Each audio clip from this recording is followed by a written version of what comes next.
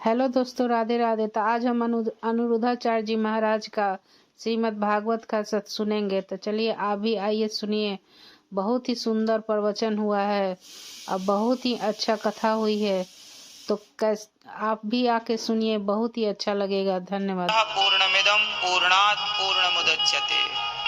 भगवान कौन है? पूर्ण है। शरद पूर्णिमा है। अब यहाँ से सर्दी का मौसम स्टार्ट होगा। अब यहाँ से कौन सा मौसम बदल रहा है। अब शरद पूर्णिमा आ गई, मतलब मौसम में परिवर्तन आ गया। अब गर्मी कम, धीरे धीरे धीरे धीरे दीपावली तक तो मौसम पूरा पूरा शीतल हो जाता है, ठंडा। आप सभी आए, सबका बहुत बहुत स्वागत गौरी गोपाल आश्रम में। सबको जय श्रीमन नारायण, जय श्री कृष्णा, जय गौरी गोपाल आश्रम में अनिरुद्धाचार्य जी को बदनाम करने का कोशिश कर रहे हैं। उन सभी पर कार्रवाई होनी चाहिए जो इनको बदनाम करने का कोशिश कर रहे हैं। अनिरुद्धाचार्य जी देश की भलाई करने में लगे हुए हैं और लोग इनको बदनाम करने में लगा है। हम सभी को आवाज उठाना चाहिए। कैसे हैं आप लोग? कृपा है भगवान जी की आप पर, तो कृपा बनी रहे। परीक्षित वन के इस कथा में हमारे मैया श्रीमती राजकुमारी वर्मा जी, श्री बालकृष्ण वर्मा जी, राजकुमारी वर्मा और बालकृष्ण जी कथा सुनते थे और भाव ये था कि वृंदावन धाम में सुनने का मौका मिले तो इनका भाव जो था उस भाव को भगवान ने पढ़ लिया। नहीं है, शंकर जी बोले नहीं ये लीला कर रहे हैं, ये भगवान है। अच्छा ये बताओ, राम भगवान है या नहीं? उत्तर दो।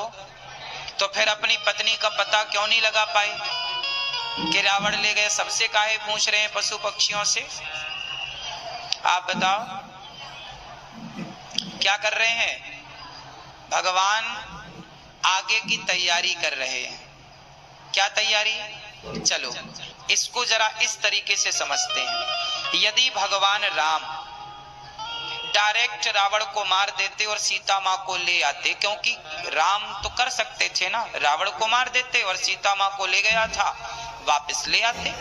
एक बाण का खेल था, एक बाण मारते राम जी, रावण मर जाता। लेकिन रावण को यदि राम जी तुरंत मार देते तो फिर हनुमान जी को कौन जानता? फिर लंका कौन जाता? लंका कौन जलाता? फिर विभीषण को कौन जानता? फिर शबरी को कौन जानता? फिर जटायु को कौन जानता? फिर अंगद को कौन जानता? फिर बाली को कौन मारता? मतलब सीता हरण के साथ इतनी सारी लीलाएं जुड़ी थी। एक चरित्र से दूसरे चरित्र को आना था सामने। समझ आ रही है बात? एक चरित्र से दूसरे चरित्र तक पहुंचना था, हाँ या ना? भाई एक बात बताओ, सीता हरण ना होता तो जटायु को कौन जानता? ये बताओ। राम जी मार देते एक बाण, रावण मर।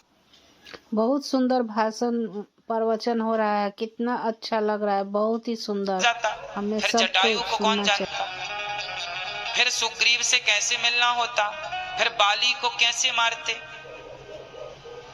फिर विभीषण को रावण नहीं मारता तो विभीषण शरण में नहीं आते, और शरण में नहीं आते तो विभीषण को जानता कौन? और फिर हनुमान जी की तो कोई भूमिका ही नहीं प्रकट होती।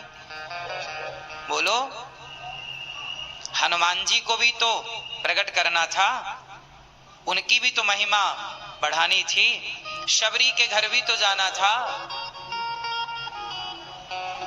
इसलिए एक लीला से दूसरी लीलाएं जुड़ी होती हैं। इसलिए हम सामान्य प्राणी हैं, हम भगवान पर प्रश्न चिन्ह खड़ा तो कर देते हैं, लेकिन ये नहीं सोचते कि ये भगवान ने किया है तो उसके पीछे कोई कारण तो होगा। यदि कार्य हुआ है तो कारण जरूर होगा, हाँ या ना? हम लोग कार्य को तो देखते हैं, कारण को नहीं देखते। एक होता है कार्य, हाँ या ना? एक होता है कारण। कोई भी कार्य आप करेंगे, कोई भी काम करेंगे तो उसका कारण जरूर होगा। तो राम ने जो किया सबके पीछे क्या था? कारण था। अब वो कारण लोग नहीं समझते तो राम जी पर उंगलियां खड़ी करते रहते हैं। जैसे सीता माँ का वनवास जाना गर्भावस्था में, अयोध्या के लोगों का कहना, वाल्मीकि जी के आश्रम में सीता माँ का जाना। आप सब ये तो जानते हैं कि राम ने सीता को त्याग दिया। कुछ लोग कहते हैं राम जी ने गलत किया, गर्भवती पत्नी को नहीं छोड़ना था, लेकिन उसके पीछे का कारण ना तो आप जानते हैं ना तो आप जानने की कोशिश करते हैं। आप ये तो जानते हैं कि राम जी ने सीता माँ को घर से निकाल दिया। आप राम जी को कटघरे में भी खड़ा कर देते हैं कई बार, लेकिन कारण क्या था? उस कारण तक कोई नहीं पहुंचा। इसलिए कहता हूं कार्य कई बार जो दिखते हैं उनके कारण अलग होते हैं। कई बार जो हम देखते हैं, हम जो सोचते हैं वो नहीं होता, कुछ और होता। और विवेकी लोग कार्य को नहीं देखते, कारण को देखते हैं। समझदार हैं वो जो कारण तक पहुंचे, मूर्ख हैं वो जो कार्य को देख के ही आलोचना करने लग जाए, कार्य देख के ही बोलने लग जाए, कार्य देख के ही निंदा या स्तुति करने लग जाए। कार्य से नहीं, कारण तक पहुंचिए। जैसे राम भगवान ने माता सीता को वनवास भेज दिया। अब बताओ कि सही किया या गलत किया? आप बताओ। सब नहीं बोलेंगे, चुप रहना। जिससे पूछेंगे वही बोलेंगे, बहन बताएंगी।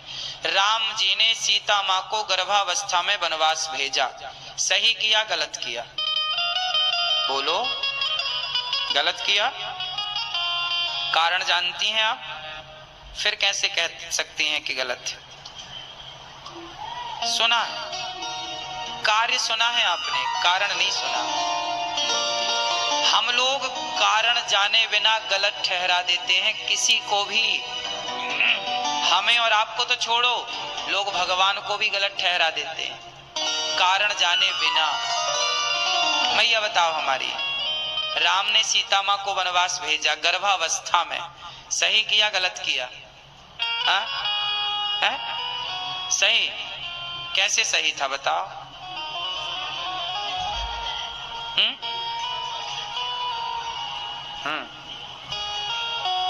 ठीक,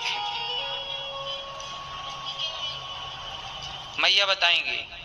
राम ने गर्भावस्था में अपनी पत्नी को घर से निकाला, सही किया गलत किया? मैया हो रही। और ये सेवाएं वास्तविक में सनातन संस्कृति की यही सेवाएं। सबसे मूल सेवा है गुरुकुल की। भाई गुरुकुल है तो सब, बीज बचा है तो पेड़ कभी भी तैयार हो जाएगा। बीज बचा है तो पेड़ कभी भी तैयार हो जाएगा। बीज, संस्कारों के बीज बचा लो। अपने बच्चों को संस्कार दे दो, अपनी परंपराएं सिखा दो। बेटा हमारी परंपरा में ऐसी पूजा होती है, ऐसी तुम्हें करना है बहू बेटा। ऐसे हमारे यहाँ उत्सव होते हैं, अब ये तुम्हें करना है हमारी बात। हर चीज दो बच्चों को। पैसा ही आप पकड़ा देते हो, जमीन जायदाद तो पकड़ा देते हो, संस्कार दे नहीं पाते, जिसके कारण बच्चे बिगड़ जाते हैं।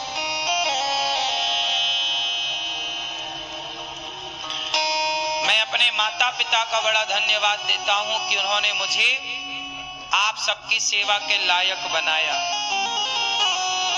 सेवा के योग्य बनाया।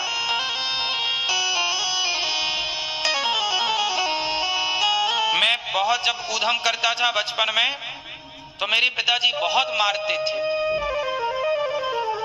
मैं गलतियां करता था तो बहुत मारते थे, और वो बहुत मारते थे ना तो अच्छा था कि एक भय था, डर था।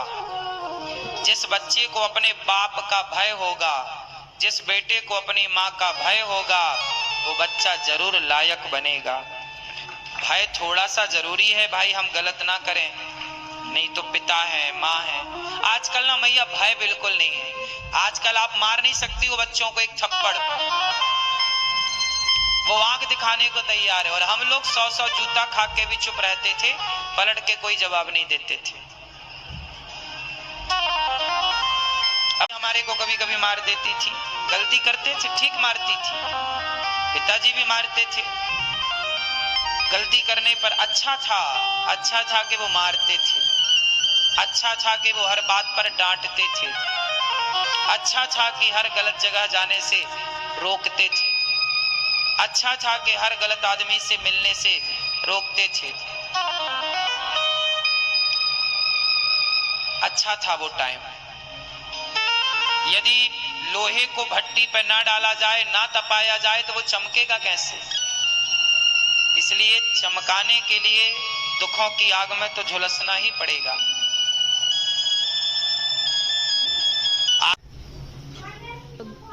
दोस्तों, अनिरुद्धाचार्य जी ने भागवत कथा में कितनी सुंदर सुंदर बातें कही, हमें ये जरूर सुनना चाहिए। बहुत ही अच्छा लगा। इतने अच्छे बड़े ज्ञानी, और आज लोग इनका हर तरह से निंदा कर रहे हैं, बहुत बुरी बात है। इनके कर्मों को देखना चाहिए, जो ये इतना अच्छा कार्य कर रहे हैं, लेकिन इनको लोग झूठ मूठ का सब जानते हुए भी इनको बदनाम करने का कोशिश करने में सभी कोई लगे हैं। तो कहा जाता है ना कि जितना किसी को बदनाम किया जाता है, वह उतना ही अच्छा आगे निखर के आता है, वही चीज़ है। थैंक यू दोस्तों।